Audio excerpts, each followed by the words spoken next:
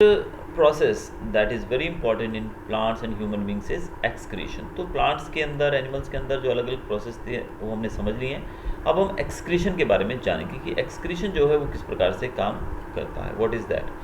We have already discussed how organisms get rid of gaseous waste generated during photosynthesis or respiration.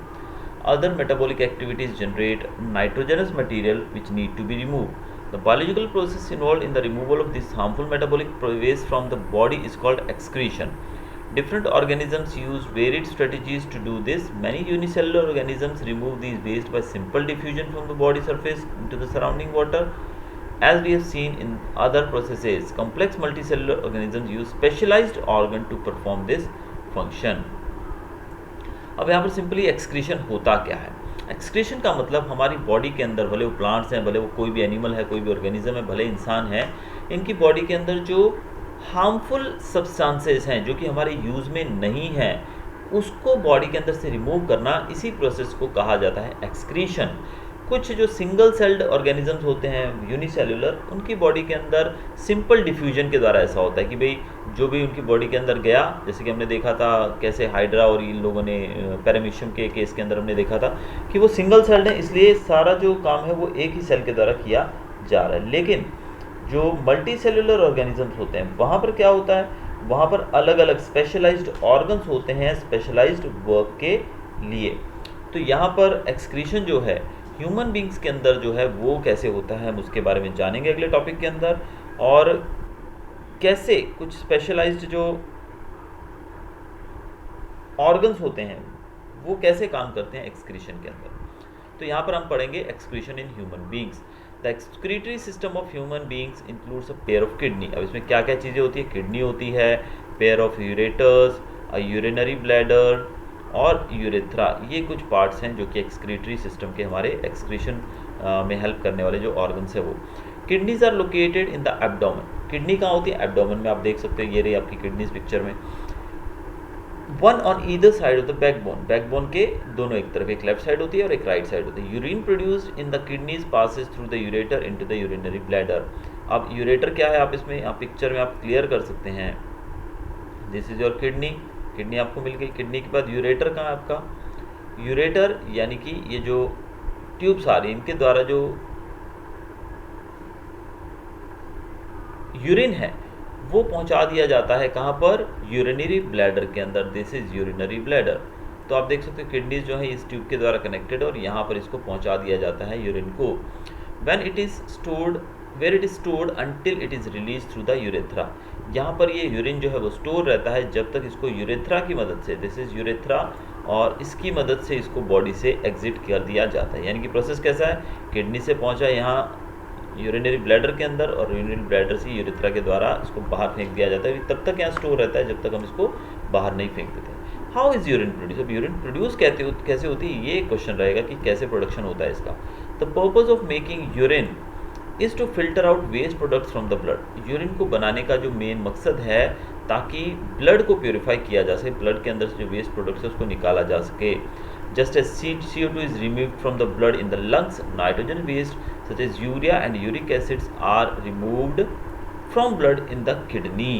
अब जैसे हमने देखा कि lungs के अंदर जो कार्बन डाइऑक्साइड जो है वो डीऑक्सीजनेटेड ब्लड में से कार्बन डाइऑक्साइड निकाल ली जाती है और उसको बाहर फेंक दिया जाता है, और फिर से ब्लड को ऑक्सीजन देकर ऑक्सीजनेटेड ब्लड, प्योर ब्लड बना दिया जाता है और फिर से बॉडी में ट्रांसफ़र कर दिया जाता है।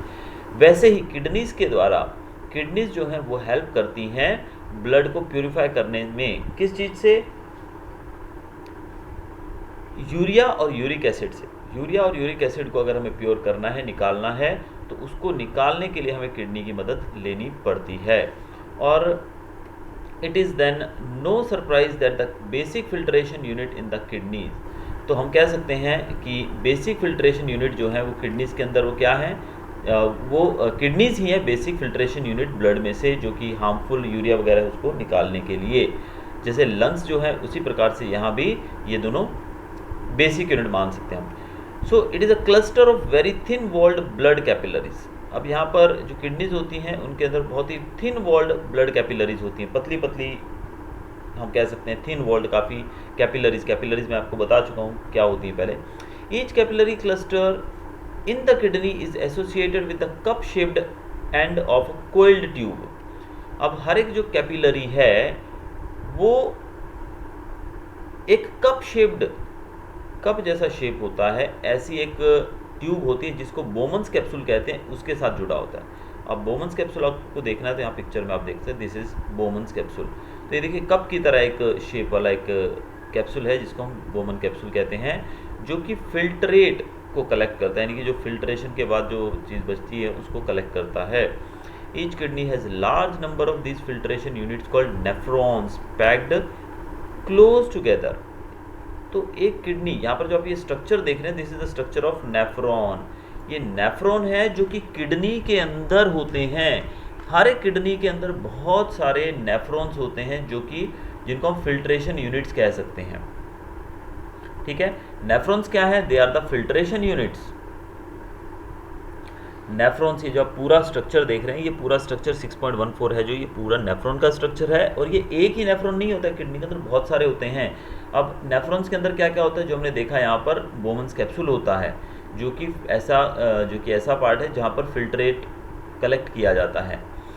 Some substances in the initial filtrate such as glucose, amino acid, salts and major amount of water are selectively reabsorbed as the urine flows along the tube।